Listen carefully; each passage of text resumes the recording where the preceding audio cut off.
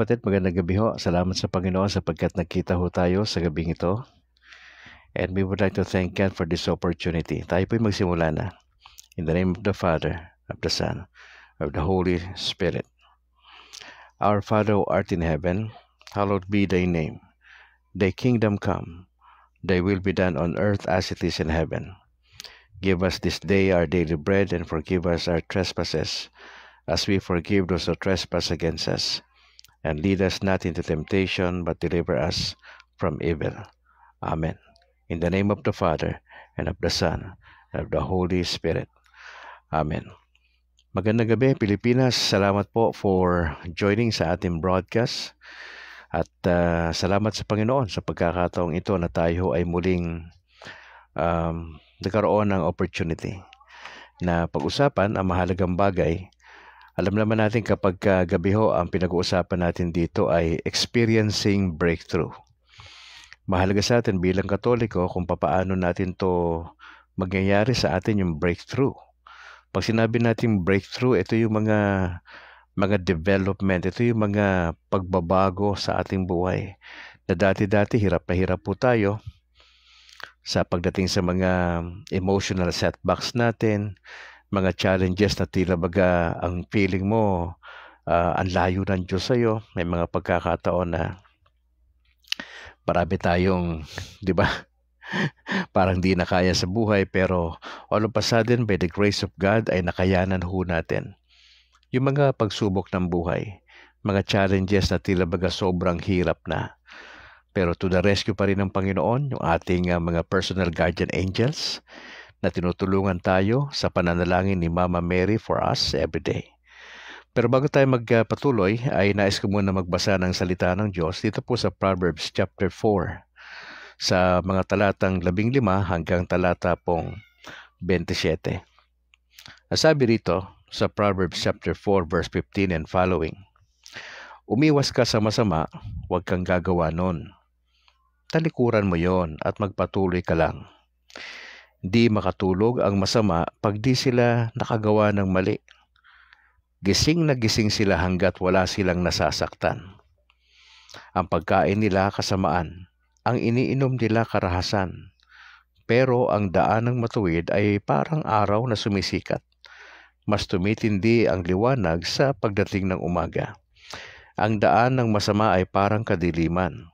Di nila alam kung anong nakatisod sa kanila. Anak ko, makinig kang mabuti sa mga turo ko. Pakinggan mong mabuti ang mga sinasabi ko. Huwag mo yung alisin sa paningin mo. Ingatan mo ang mga yon sa puso mo. Magkakaroon ng buhay ang nakakaintindi ng mga ito. Magiging healthy ang buong katawan niya. Ingatan mo at bantayan ang puso mo. Diyan nakasalalay ang buhay mo. Huwag kang magsasabi ng di totoo.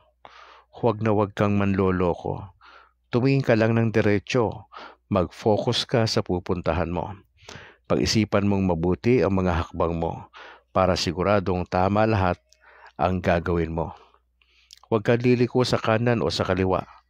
Lumakad ka palayo sa masama. Ang iyong napakinggan, kaibigan, ay mula po sa Proverbs chapter 4 verses 19 hanggang talatang 27. Let's have a quick review. Kagabi, pinag-usapan po natin itong self-identity na isa sa mga mahalaga na dapat nating matutunan bilang mga Katoliko. Tayo bilang mga Katoliko, family-oriented, di ba? Nabanggit natin. Meron tayong anak sa magulang. Ang relationship ay napaka-mahalaga po ito sa atin. Meron tayong ninong at ninang, di po ba? 3 bagay yung na-discuss natin kagabi.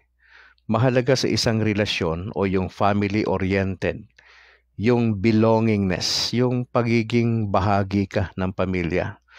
Pangalawa, yung stability, yung pagiging matatag ho nito. At pangatlo, yung security. Itong 3 bagay ho na ito ay lubhang napakahalaga. Yung belonging, stability, at yung security.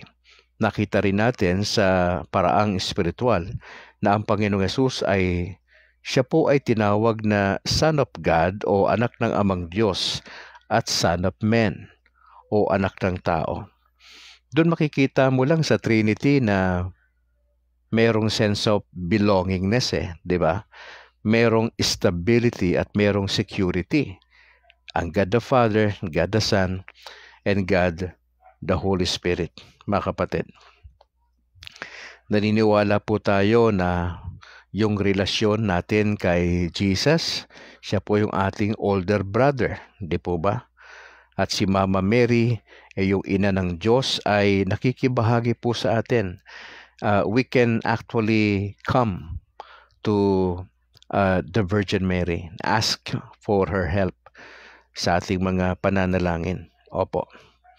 Kaya nga ho, napaka-importante sa atin bilang mga Katoliko na maintindihan po natin ito na lubhang napakahalaga sa atin yung tinatawag na family-oriented. Pag may nag-a-abroad, nasasaktan tayo, di ba? Kapag may nawawalang mahal sa buhay, umiiyak tayo, nalulungkot tayo. Kasi nga, pamilya tayo, kamag-anak, di ba? Pag nag-aasawa na po tayo, di ba? Nagiging bahagi yung ating asawa ng pamilya natin Nagiging close na ho yun, nagiging parte na ho ng buhay natin yun. Now, ngayon, pangalawa, experiencing breakthrough sa pamagitan po ng meaning in life. Mga kapatid, tayo po mga Filipino ay meal-oriented. Opo, hindi lang po tayo family-oriented o mahalaga sa atin yung pamilya, kundi pangalawa ho, ay meal-oriented po tayo, mga kapatid. Meron tayong madalas binabanggit na kumain ka na ba? Now, ito pong parirala na ito is not just an invitation. Now, for us Filipinos, now this is a term of endearment and respect. Itong parirala na ito na kumain ka na ba? Hindi ka naman nang-aasar nung sinasabi mo yan Yan ay bahagi ng kultura ho natin na namana natin to matagal na panahon na. Up until now, pinapractice pa rin po ito sa iba't ibang bahagi ng Pilipinas. Ito pong kumain ka na ba? Alam po ninyo ang ating Catechism for Filipino Catholics na nagte-testify po sa bagay po na ito. Now, the Church teaches that we Filipinos are meal-oriented. Now, we love food, di ho ba? And our love is expressed through our sharing of food. Now, as we celebrate the Corpus Christi Sunday, naipapakita po natin yon, mga kapatid. Now, una, dapat nating tandaan that food is holy for us. Ang pagkain po ay banal para po sa atin, mga kapatid. It is normal for us bilang mga Filipino Catholics na to pray before and after eating. Madalas natin, kabisado na ho natin yung bless us, O Lord, at saka yung we give you thanks, O Lord, ng mga panalangin. Maaga pong naituro yan sa mga bata, sa paaralan, di ho ba? Sa mga Catholic schools, nangyayari po yan, mga kapatid. Mahalaga po ito na food is holy for us. Banal ho ang pagkain para sa atin. Now, in the context po ng mga nagmamahalan, there are times na itong pagkain po ay nakukonsider po ito na peace offering, di ba? Sa mga medyo may LQ, di ba? May mga di nagkaintindihang mag-asawa, magnobyo at nobya, na nagsisilbing peace offering yung pagkain. Di po ba? Now, naniniwala po tayo na ang pagkain ay banal sapagkat ito po yung bunga ng ating pagtatrabaho. Opo. Ito ay galing sa ating dugo at sa ating pawis. Kaya nga po, di ba? Yung mga nagtatrabaho sa ibang bansa, di ba? Yung kanilang motto, katas ng pawis. Yung na pambiling sasakyan na pambiyahe ngayon sa Pilipinas o di kaya naka-purchase siya ng taxi, di ba? Katas ng pawis po yon. Lalo na noong mga panahong 70s, 80s na marami hong nagpupunta sa gitnang silangan or sa Saudi Arabia. Now, food is holy and it is meant to be shared. Ang pagkain po ay banal at ito po ay dapat ibinabahagi. Nagsisilbi po itong act of love, itong pagbabahagi po natin ng pagkain. It is also an act of holiness, mga kapatid. Naniniwala po tayo na mahalaga sa atin bilang Katoliko yung salo-salo, kainan, 'di ba? Maski saan ka mapunta talagang magbibit-bit ka, 'di ba? Pagka may mga outing, may mga reunion, 'di ba? Magmi-meet kayo ng mga old friends, kaklase ng elementary, high school, hindi nawawala yung pagkain po. Lagi pong naandun 'yon. Kaya nagpapasalamat po tayo sapagkat tayo bilang mga Filipino ay intact pa rin sa atin yung mga bagay po na yan.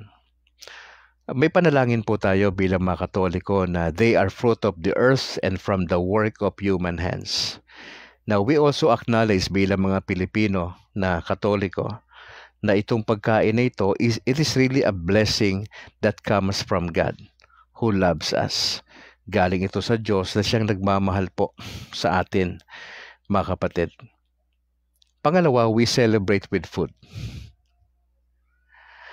Yung binanggit natin kanina na salo-salo, eating together and sharing food with each other. Ito rin ay isang paraan ng ating pagpapasalamat sa Diyos, the source of all blessings. Wala nagsasabi sa atin, dahil sa galing ko to sa trabaho. Yung blessing na to dahil sa akin talino. Hindi po. Ina-acknowledge natin lagi bilang Katoliko na ang lahat ng blessing ay directly comes from the Lord. Now, kapag may mga na-achieve tayo ng mga life goals, di po ba? Katulad ng mga sakramento na natatanggap natin, katulad ng baptism o binyag, confirmation, Holy Eucharist, marriage, ordination, it calls for a salo-salo, di ba? Picnic ba? May mga fiesta celebrations tayo, may Noche Buena tayo, may Media Noche. Ito po yung halimbawa ng mga celebrations na meron po tayo, mga kapatid. Kaya we celebrate with foods. Ito yung hindi maintindihan yung mga taong nasa kanluran Sa kanluran kasi sa US, di ba? Kanya-kanya yun sila Hindi sila nag-i-invite ng mga tao na kain na tayo. Only in the Philippines po yun. Maski na wala ka na makain para sa pamilya mo, mangungutang ka para ihain para doon sa mga bisita po natin. Ganun tayo mapagkalinga tayo sa bisita natin, di ba? Gagawa ka ng paraan, mangungutang ka para may maihatag ka lang doon. 'Di ba? Uunahin mo nga yung bisita mo kaysa mga anak mo minsan 'di ba? Tas kayo kain na kayo. 'Di ba? Sa totoo lang yung ibang mga masyadong practical na Katoliko sasabihin nila, "Tay, kulang pa nga sa atin 'yan 'di ba? May gaganong bubulong sa Tay, ang dami nila, kakasya ba 'yan?" Sasabihin natin, "Anak, kayaan mo na, bisita natin 'yan. Mamaya na tayo kakain." Ganun po yung kultura natin. Kaya minamahal po tayo ng mga taga-ibang bansa kasi kung paano natin sila tratuhin sa bansa natin, talagang ibang klase po tayo mga Pilipino, mga kapatid. Now mind you, itong salo-salo ay hindi lang ito limitado sa mga mayayaman. It is also a celebration for the poor and even sa middle class po. Maski na po yung pagkain, sabihin na natin kapos, pero sinasabit pa rin natin hating kapatid tayo. 'Di ba? Yung mga ganong salita. Napakagandang pakinggan sa tenga yun Hindi masyadong marami yung pagkain pero gusto mong mag-share. Ganun ang espiritu ng mga Pinoy. Lagi tayo nag-share, 'di ba? Kaya nga pag may baong ka sa school, naalala mo nung elementary ka, tinuturuan tayo ng parents natin O sige sobrahan ko yung baon mo Pero ang purpose niyan, maghanap ka ng kaklase mo na walang baon. Ibigay mo yan. Napakaganda yung values na yun Na sana patuloy na mangyari yan sa Pilipinas sa pagtakbo ng panahon. Naniniwala po ako kapatid na itong salo-salo na ito ay maganda. Naalala po ba ninyo ang kasabihan? Ang sabi sa wikang Banyaga na if you want to touch hearts, begin by filling their stomach.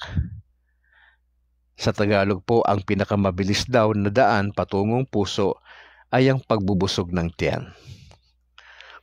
Bakit mainit ang ulo ng asawang lalaki pagkagaling sa trabaho? Bakit yung mga anak natin parang mainit ang ulo? 'Di ba? Kasi pagdating sa bahay, walang pagkain eh. Pagbukas ng kaldero, walang sinaing. May sinaing man, tutong naman din yung ron, hindi naman mapapakinabangan, 'di ba? Pero mga kapatid, sa totoo lang, ito hong pagkain, ito yung kumukumpleto sa atin bilang Pinoy. Importante ho itong pagkain, mga kapatid. Don't get me wrong. Mahalaga po ito, mga kapatid. At pangatlo, Jesus approaches us through food. Paano ba lumalapit ang Diyos sa atin? Paano ba tayo pinapagibagayin ng Diyos, mga kapatid? Especially pagka Sunday, kapag panahon ng misa. As we celebrate yung Corpus Christi Sunday, mga kapatid, di ho ba? Spiritual na pagkain po yun eh. Si Jesus bilang Eucharist, mga kapatid. Hindi lang po siya yung host ng bagong Paschal meal na binabanggit sa 1 Corinthians 11:23-26. Hindi lang po siya host. Si Jesus bilang Eucharist, siya po yung pagkain natin, mga kapatid. Tinawag po siyang the bread of life, si Jesus Christ. Doon sa John chapter 6:48-58. Pangatlo, hindi lang po siya host, hindi lang siya food si Jesus bilang Eucharist, kundi siya po yung guest in every gathering. Siya po yung bisita sa kada pagtatagpo, mga kapatid. Alam po ba ninyo sa Bagong Tipan ay nasa 25 beses pinag-uusapan o binanggit ang salitang eating o kainan. Sa Bible, pag nababasa mo yung paulit-ulit na binabanggit ang isang bagay, mahalaga po yun. Mahalaga po yun. Sa madaling salita, sa wikang Banyaga, yung salitang communion. Diba may tinatawag tayo na communion of saints?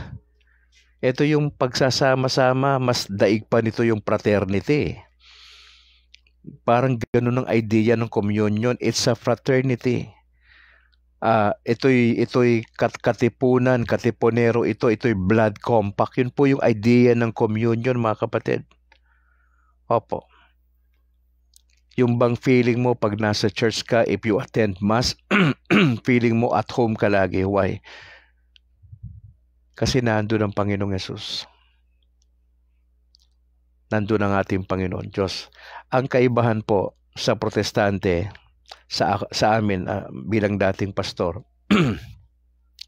ang pinakasentro ng worship namin ay yung pulpito. Naniniwala ho kami na ang sentro ng kada worship service ay yung preaching of the word. Ang tawag natin sa Katoliko, liturgy, tama? Pero sa Katoliko, dalawa po eh. Ang liturgy ng word, ang pinakasentro natin, at yung tinatawag na Eucharist. Ang nasa gitna ng simbahan po, yung pinaka-highlights ay yung altar na kung saan ino-offer din po ng pare ang katawan at ang dugo ng ating Panginoon Diyos. Kaya nga ho, isa ho sa mga matinding nagpamulat ng aking mata bilang dating protestante, yung Eucharist po eh. Isa po sa talagang nag-draw near sa akin na yakapin ang turo ng simbahang Katolika, yung Eucharist po. I remember when first attended po yung simbahang Katoliko na misa. That was August last year. First time ko umattend sa Catholic Church. Nung itinaas po ng pare yung ostia na malaki. Kasi paniwala ko po noon symbol po yun eh. Hindi po siya literal body at literal blood of the Lord Jesus Christ. Majority po sa amin, yan ang interpretation.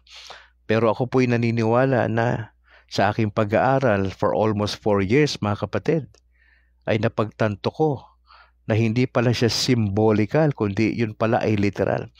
Kapag ka itinataas ng pari ang ostya, kapag ka nagmimisa, pinapanalangin niya po yun, it becomes the body of the Lord Jesus Christ. At yung iniinom ng pari, it becomes literally the blood of the Lord Jesus Christ. No, tila baga napakahirap lunukin niya ng isang protestante o evangelical, yung katuruan na yan. Pero dun po ako iminulat ng Diyos, ng banal na Espiritu, na para sinasabi sa akin ng Panginoon, Brad Calix, hindi ito symbol, anak. Ito ay literal na aking katawan at literal na aking dugo. Kaya no wonder sa kada simbahang Katoliko, ang pinakasentro ng simbahan, hindi po ang pulpito. Ang pulpito nasa gilid yung podium, kung saan nag-homily si Father, nasa gilid. Ang nasa gitna, nasa sentro ng kada simbahang Katoliko ay yung altar, na kung saan doon po nagmiministeryo ang Panginoon Diyos, na ang instrumento po ay ang ating makaparian. Mga kapatid, napaka-importante po itong Eucharist na ito. That's why every time na magmimisa tayo, mahalaga po na naka-ready yung ating isipan, puso, at naka-ready po yung ating ready tayong tumanggap, because we are receiving actually the Lord Jesus Christ every time na magte-take tayo ng communion. Tinatanggap nating literal ang Panginoong Yesus. Kinakain natin, mga kapatid, yung presensya mismo ng Diyos sa ating buhay. Kaya naisip ko po ito, sabi ko, grabe ito. Nagsimula sa meal-oriented, physical, pero ang pinaka-highlights nito, anong application na to, mga kapatid? In order for you to experience breakthrough, pahalagahan mo yung misa. May mga Katoliko na halos araw-araw nagmimisa, tila baga panata na. But if you are working, professional po kayo, parang mahirap sa inyo yung daily mass. Now, you are not obliged to do that. Pero at least once a week, ay regular po kayo na nagpupunta sa misa, lalo na pagka Sunday. Paano mo i-apply ito? Paano mo ma-enjoy itong magkakaroon ka ng breakthrough pagdating dito sa meaning in life, dito sa meal-oriented?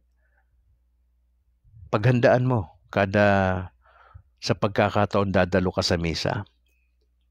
Now, maraming Filipinos na Katoliko, hindi nila probably alam yung pinaka-meaning behind bakit kailangan mag-prepare ng ating puso, ng ating kaisipan pagkadadalo tayo sa misa. Hindi nila probably hindi nila alam kung bakit kailangan maghanda tayo. Kasi nga, we will be meeting the Lord Jesus Christ. Ayun ang pinaka-highlights yung Eucharist. Liturgy of the Word, yung homily ng pare, at yung communion. Dalawa po yun na importante sa atin, kada misa. Kaya kung kayo ho ay magsisimba at kayo po'y na-late na, palagay ko disrespect po yun sa katawan ng ating Panginoon Diyos at sa kanyang dugo. Huwag sana tayong mahuhuli sa kada dalo sa misa. Huwag po natin ugaliing nalilate tayo. Hindi po tayo magandang halimbawa. Huwag tayo pumunta sa dulo na ng misa at nagmamadali pa tayo. Kapapasok mo pa lang, gusto mo nang lumabas at umuwi. Hindi po ganoon yung tamang attitude, mga kapatid. And I'd like to challenge you, mga kapatid, as we approach yung ating pagtatapos ng ating broadcast, na pahalagahan natin ito, yung misa. Ihanda natin yung ating sarili. Yung mga anak natin, Sabado pa lang ng gabi, kausapin na natin, mga anak bukas the Lord's Day tayo. Sunday na naman bukas, halimbawa. Sabado ngayon, halimbawa. Sabihan nyo yung mga anak nyo, anak, bless ang cellphone ha, by 9 o'clock. Late ng tulog yung 10 o'clock. Matulog na tayo na maaga sapagkat bukas maaga pa tayo. Yung iba, alas 5 na madaling araw, alas 6 yung unang misa. Now, hindi natin sinasabi na mas sagrado yung unang misa kaysa sa gitna o kaya sa gabi. It doesn't matter kung anong oras ka dadalo sa misa. Ang issue doon, yung ready ba yung ating puso? Ready ba yung ating puso? Yun yung issue, mga kapatid. Kaya ho, salamat lang sa Panginoon kasi nga ito, pinag-uusapan natin ito. Nasa pangalawa pa lang po tayo na paano ba natin masasabi na ano ba talaga ang pagiging Filipino Catholic? Una, we discussed na yung self-identity, meaning family-oriented tayo bilang mga Pilipino. Pangalawa, diniscuss natin tonight na Filipinos are meal-oriented. Kaya nga ho, yung mga taga-kanluran, hindi nila mag-gets yan eh. Bakit every time na may Bible sharing tayo, may pagkain? Kasi ganun ang kultura. Sa kanila kasi, hindi naman importante sa kanila yun eh. Kaya nga minsan dapat turuan yan sila pag nasa Pilipinas. Hindi sila pwedeng pumorma rito kasi nasa lugar nila tayo eh. Dapat sila makibagay sa kultura ng Pilipinas. Dapat ikaw mismo nagtuturo sa mga Amerikano na yan. Na hindi tayo ang susunod sa kultura nila, kundi once na nandito sila sa Pilipinas, they are obliged to follow our rules. Especially po pagdating sa pagkain. Opo. Kasi ganun tayo eh. Nagsishare po talaga tayo. Tinuruan tayo ng ating mga ninuno na mag-share po tayo. Especially sa usapin ng pagmimisa, napaka-importante yung liturgy of the word, yung homily ni Father, pagka Sunday, at yung ating communion. Napaka-importante po nun. Now, let me encourage you mga fellow Catholics tonight as I end this broadcast. Let us all remain sa ating Panginoong Hesus. Lahat ng ating endeavors, lahat ng ating mga ginagawa, ang dapat ang pinakasentro nito ang Panginoong Hesus.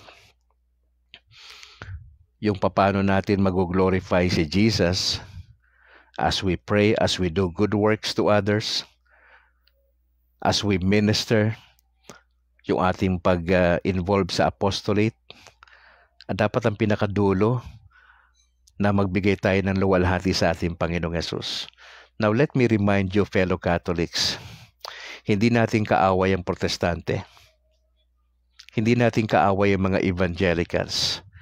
Ang kaaway natin si Satan. Ang kaaway natin yung mga false teachers, yung mga cults sa Pilipinas. Ang mga protestante at mga evangelicals ay kaparehas din po natin na nagbabahagi ng salita ng Diyos. Medyo may pagkakaiba nga lang. Naalala ko yung Panginoong Hesus, di ba? Ang sabi nung mga alagad, Lord, may nagpapalayas ng demonyo ron ah. Di naman natin kasama yun ah. Hindi natin kasama yun. Lord, may nagpipreach doon ah. Hindi naman natin kasama yun ah. Ano sabi ng Panginoon Diyos? Kalaban ba natin yun? Hindi naman natin kalaban eh. Panig nga sa atin yun eh. Kampi natin yun. Mga kapatid, ito yung panahon na hindi na ito panahon dito uso na magbanggaan pa tayo ng doktrina. You come to realize, come to think of it, hindi ito panahon na bangayan ng doktrina. Hindi ito public display ng anumapang talino. Hindi. Ang invitation ni Jesus for all of us ay magkaisa po tayo. Hindi man tayo totally magkakasundo probably sa doktrina kasi nga sa pagpapaliwanag, doon tayo nagkakaproblema. Yung ating interpretations and mostly mga private interpretations po yan. Pero at least doon sa layunin na dalhin ng Panginoon sa mga taong wala pang relasyon kay Kristo, doon tayo. Kaya nga ho si Brad Calix, I'll go for dialogue rather than debate. Kasi ang Katoliko, pag sinabing Katoliko ka all-embracing ka Lahat tinatanggap mo yan Siyempre magiging ka rin, maingat sa isang banda. Hindi porket all-embracing ka bilang Catholic, lahat na lang na masama dadamputin mo sa iba't ibang religion. Hindi ho. Baga sasalain mo yon, may salaan ka. pero all-embracing ka, like sa mga Protestante at mga Evangelicals, meron tayong pwedeng matutunan sa kanila eh. Hindi natin sila kaaway, sabi ko nga sa inyo. Hindi sila kaaway. Magkaiba lang tayo ng dictionary na ginagamit kasi magkaiba yung ating definitions.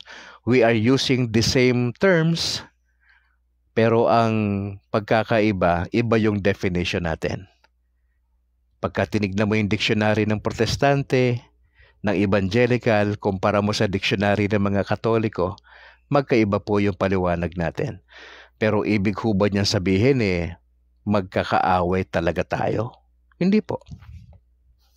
Ako personally, ang tindig ko dyan, all-embracing si Brad Calix eh. Pwede ako makinig sa kanila, bagamat ako ay naging Katoliko na. Pero hindi ibig sabihin nakinig ako sa kanila, sumasang-ayon ako sa sinasabi nila. Ganon din naman sila sa atin eh. Ang bukas na mga Protestante at mga Evangelical, makikinig sa Katoliko. Pero hindi naman ibig sabihin na pinakinggan tayo, sasama sila sa atin. Ganon din sa atin. Kaya nga ito ay bigayan lang eh. So anong pinaka-importante rito? Di magkita tayo sa finals later on.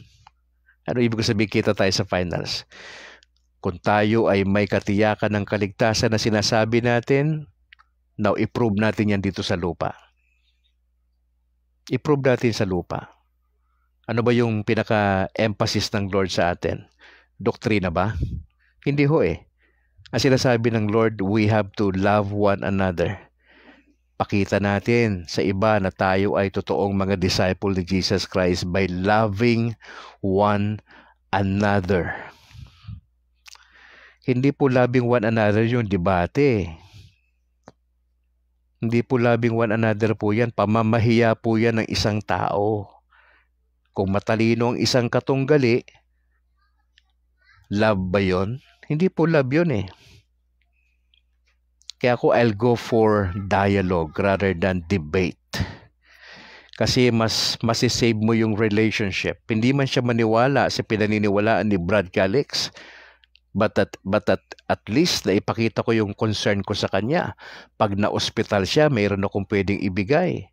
Hindi nagiging hadlang yung pagiging Katoliko ko na binisita ang Protestante at yung mga kaibigan kong pastor pag nagkasakit sila. I can still go to them and talk to them. Bagamat ako'y nagkatoliko. Bakit? All-embracing si Brad Calix. Pwede akong makinig pa rin. Pero hindi ibig sabihin nakikinig ako, sasama uli ako sa kanila. Hindi ho. Ako po'y tumatayo na bilang Katoliko. Pero ako yung Katoliko na bukas sa lahat. Bukas pa rin makinig kung kailangan ng serbisyo ng mga Katoliko. Ganun naman tayong Katoliko eh. Napaka-open nating tumulong kahit anong simbahan pa yan eh. Hindi nga tayo namimili, di ba? Kung sinong tutulungan. O mas maganda yun. Na wala tayong pinipili ng tutulungan, may nabangga dyan. Imbestigahan mo pa. Ay, Brad, nabangga ka. Ano ka, Katoliko ka? O ano ka? Protestante? Protestante ka? Ay, sorry ha. Katoliko lang kasi tinutulungan namin eh. Mga kapatid, hindi yun ang gusto ng Panginoon Diyos eh. Ang Katoliko, all-embracing tayo kapatid. Maski sino pa yung pang sekta niyan. Maski pa yan yung nagdi-deny sa pagka-Diyos ni Kristo na sekta. Pero pag naramdaman nila yung pagmamahal ng Katoliko na tunay, marirealize nila, ba't ba natin kinakaaway ang Katoliko in the first place? Pag nagpupunta tayo sa mga ospital ng mga Katoliko, inaasikaso naman tayo ng mga Katoliko, ng mga surgeon. 'Di ba? Maraming Katoliko na paaralan sa Pilipinas. Maraming Katoliko na mga institutions, mga charitable institutions na nakakatulong sa taong bayan. Kaya nga iniisip ko, bakit ba tayo nag-aaway-away? Bakit ba tayo na pabida tayo sa social media? Kailangan pa ba yun? Hindi ba tayo pwede magkasundo sa isang banda? Na ang Protestante at mga Evangelicals at ang mga Katoliko now hand on hand, lalaban tayo lalo na sa issue ng pagmamalupit sa gobyerno, sa corruption, Doon tayo pwede magkasundo di ba? Hindi sa doktrina, probably. Pero may pwede tayong magkasundo, kapit-bisig ang Protestante at mga Evangelical, along with the Catholics nationwide. Bakit tayo sasama sa mga Protestante? Kasi yung social action natin, naniniwala tayo doon Pro-life tayo Hindi, against tayo sa anumang abortion Sa divorce, against po simbahan dyan na kung ang mga Protestante, papares natin, o si Brad Calix, di kapit-bisig tayo. Hindi tayo magkaaway. Magkaiba lang tayo ng diksyonaryung ginagamit. Gumagamit tayo ng iisang terminolohiya pero iba yung definition natin. Dahil ba magkaiba tayo ng dictionary, magkaaway tayo? I don't think so. Kaya yung espiritu ng pagmamahal, siguro panatilihin nating Katoliko. Di bali nang banatan tayo ng mga Protestante. Awayin nila tayo. Sino ba nang-aaway? Hindi ba sila? Hindi ba tayo nang-aaway Hindi tayo nang-aaway. Sila ang nang-aaway. Sila naghahamon ng away araw-araw sa social media. Nakakapagod po yan, kapatid. Kung papatulan natin sila. Anong pwede nating sabihin? Baka papansin lang sila. Wala silang magawa sa sarili nila, kaya aawayin nila Katoliko. Kasi paborito tayong awayin, di ba?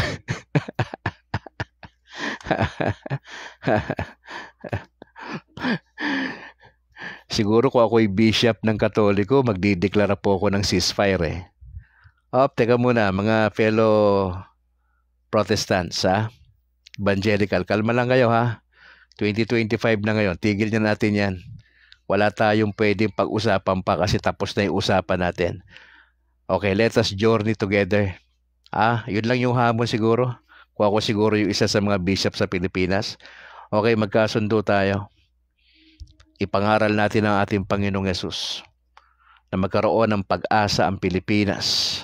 Magkasundo tayong ipangaral. Sa paraan ninyo, just go ahead. Sa paraan ng Katoliko, we will do this. Siguro ganun.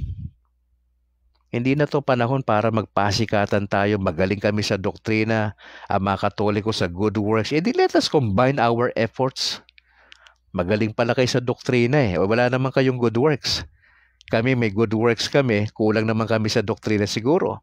Pero hindi kumpleto kami. Mga kapatid,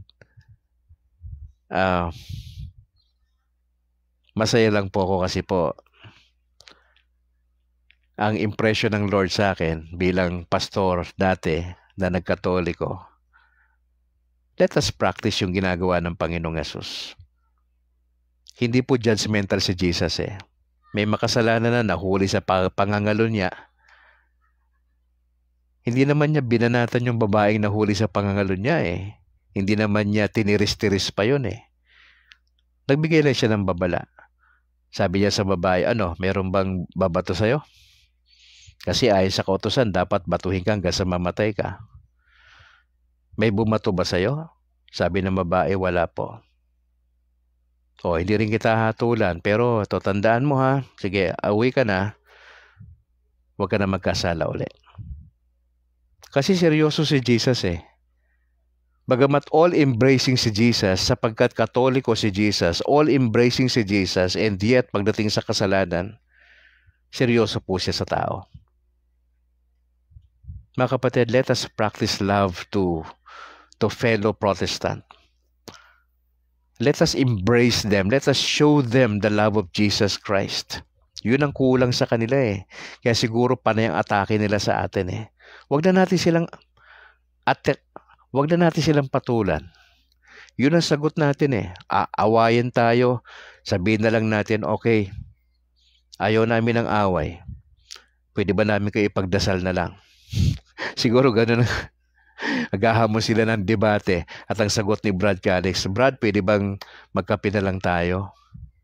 Hindi ba't mas maganda yon? Hamunin ako ng debate, ang sagot ko, Brad, kape tayo.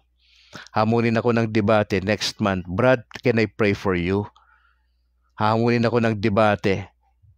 Ano mangyayari pag nagdebate tayo? Parang paligsahan lang yan ng public ignorance on both sides Kasi wala namang magpapatalo sa debate, right? Anong dinidisplay natin dyan? Kayabangan natin in the first place. Lilipat sila ng Katoliko pag natalo sila. Yun ba yung tamang paraan? I don't think so. Hindi ako bunga ng debate. Ako ay bunga ng pag-aaral ng salita ng Diyos, kaya ako lumipat sa Katoliko. Hindi ako bunga ng debate. Pinag-aralan ko po ito. It takes 4 years para mag-decide. Dahan-dahan nga nakakatakot nga sa totoo lang eh. And finally, I have to show up. Kailangan ko sabihin sa buong Pilipinas na eto na si Brad Calix. Mga kapatid, mahalin natin ang protestante. Yun ang pwede ko sabihin. Let us love them. Pag na-ospital sila, mga dati nyong kasama yan, puntahan nyo, mag-offer kayo ng dasal sa kanila. Maski na magalit sila sa atin, nagsa-sign of the cross tayo bago tayo mag-pray para sa kanila. Pero yung pinaka-essence, gusto lang natin sabihin, Brad, inaaway nyo kami na Katoliko, but nandito kami, we would like to pray for you. Hindi namin kayo actually kalaban. Si Satan yung kalaban natin. Alam mo, pag ganyan ang attitude ng Katoliko na Pilipino sa Pilipinas, wala na yung debate na yan. Pag nakikita mo sila sa daan, pag nagpipreach sila, just go ahead. Kung nagpreach sila dyan, doon tayo sa kabila magpreach bilang mga Katoliko. Huwag tayong sumabay habang nagpipreach sila bilang respeto. Patapusin natin muna sila. Pagkatapos silang mangaral dyan sa palengke, tayo naman ang mangaral. Mga kapatid, personal ko po yan, ha? Personal ko po yan. Yan po yung gagawin ko sa mga dati kong kasama. Instead of, ano pa yung sabihin ko, hindi eh. Pag nakita kami, Brad, can I pray for you? Pag sinabi nila, hindi, heretic ka kasi. Tatanggapin ko na lang po yun. Ganun ba, heretic ako sa tingin mo? Ganun ba, ako ay false teacher sa tingin mo? O sige, tatanggapin ko na yan. Tanggapin ko na yan na heretic ako. Tanggapin ko na yan sinasabi mo. Tanggapin ko na yan na going to hell ako. Tanggapin ko lahat yan.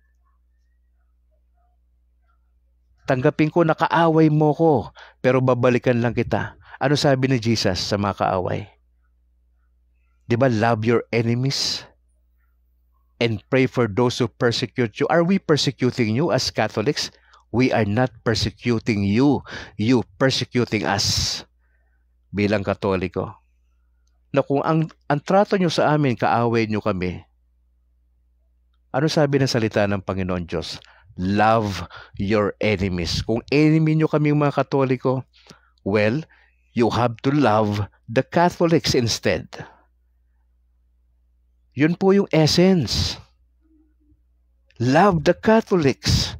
Huwag nyo kaming pag-usapan ng pag-usapan. Mahalin nyo ang Katoliko. Kung meron kayong desire na mabuti, you should love Catholics. Kung mahal nyo ang Katoliko, huwag nyo kaming dalhin doon sa simbahan nyo. Kaya ba ninyo kaming mahalin? I-encourage nyo kami na, remain ka lang as Catholic. Remain ka lang as Catholic. Kaya ba natin yan? Nasabihin niya na may respeto pa rin kayong mga Protestante at Evangelical sa amin? Walang respeto kapag hindi nyo kami hinayaang mag-stay as Catholic. Pag dinala nyo kami sa simbahan ninyo, hindi po maganda yon. Proselyting po yon. Alam naman ninyo yan. Hindi ko naman kaya turuan. Alam ninyo yan. Fellow Catholics, let us show love to those brethren. Pakita natin, iba tayong Katoliko. We are all embracing. Bahala sila kung atakihin tayo araw-araw, basta tayo, ang ating pakita sa kanila, love. Good works. Prayers. Okay na ako, alas 8:44, mga kapatid. Maraming salamat, Sonet Senas. Sabi ni Sonet, kababalik lang daw ng ilaw dun sa kanilang lugar. Saka yung wifi, hindi kagad bumabalik di ba? Adolfo Gabato Villacura, maraming salamat po for joining. Shoutout daw sa kanilang anak si Adrian James, Eliza Jane, kay Alea Joyce, sa asawa niya na si Johnny Lynn. Nandun daw sila sa Aloginsan, Cebu. God bless, bro. Maraming salamat, Adolfo Gabato Villacura. Sino pa ba yung nandito? Si Apple. Magandang gabi, Apple.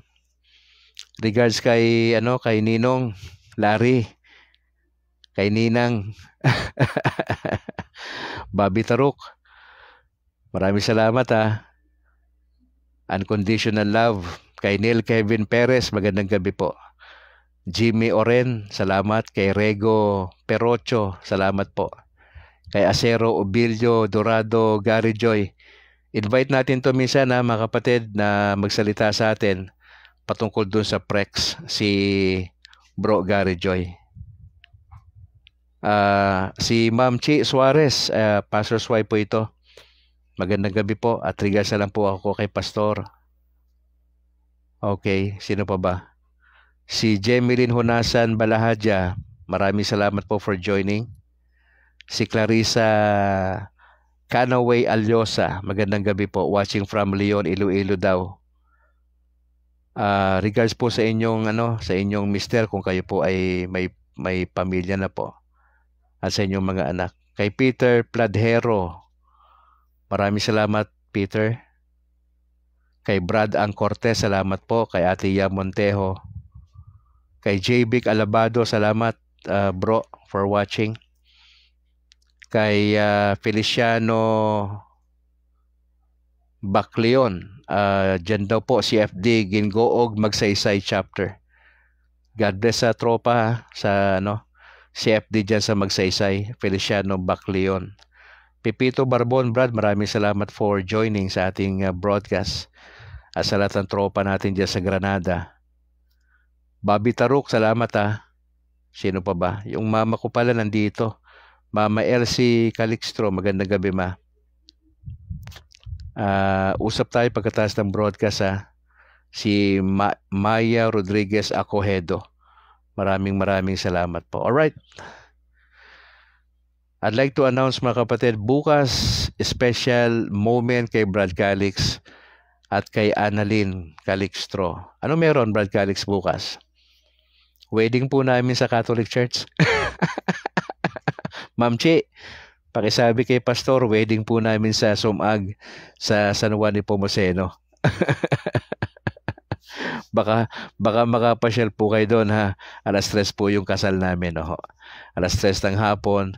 Tinanggal ko na po yung bigote ko, nagagalit misis ko Sabi, tanggalin mo nga yung bigote mo. Alam mo naman tayo Sabi ko nga sa inyo, dalawa lang kinakatakutan ko sa buhay ko. Si Jesus Christ, saka misis ko. Kung ano sabihin ng misis ko, sinusunod ko na po yan kasi mahirap kasi pag hindi tayo sumusunod sa asawa natin.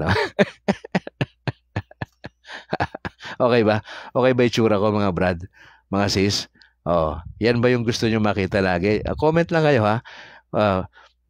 let's have a vote, Ano ba gusto nyo makita? Meron yan o wala yan, Ano ba? Pretty face ba o bad boy face? Joke lang. Okay. Pag-pray po ninyo kami, excited po ako at si Mrs. Para bukas, Lord willing.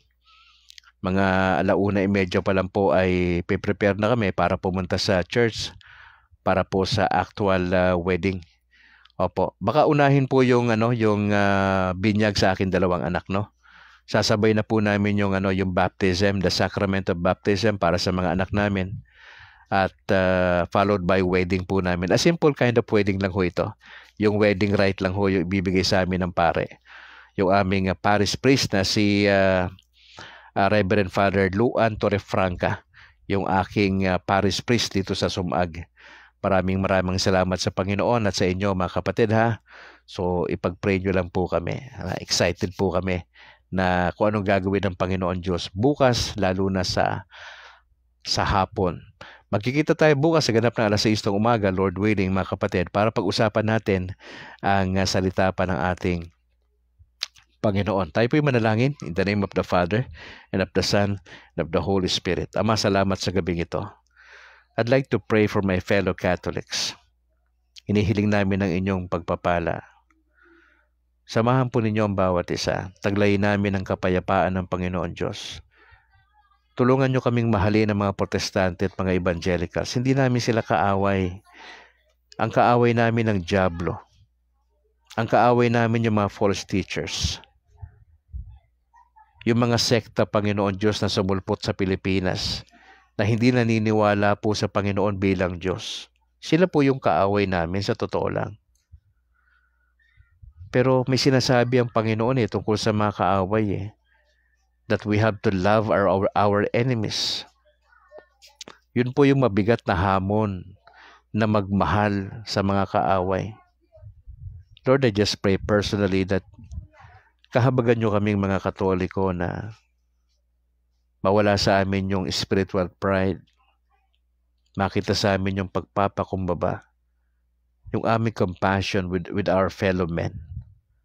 Hindi doktrina yung sagot sa problema, kundi yung pagkakasundo, yung pagmamahal, yung ginagawa ng Panginoon na example. Lord, we'd like to see Catholics sa Pilipinas na may takot sa Panginoon, na umaayaw sa kasalanan, nabubuhay ng may kabanalan, nabubuhay ng balanse sa lupa, na hindi po nananapak ng kapwa, lumalaban ng parehas.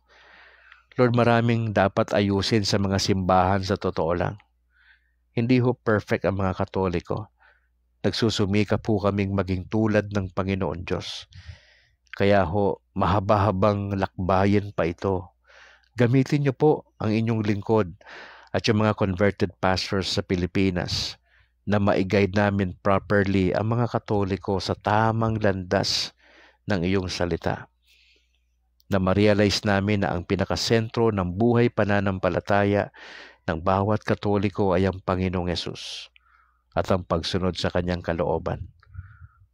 Lord, maaari po bang basbasan nyo sa inyong tulong, Mama Mary, ang aming kasal bukas sa hapon?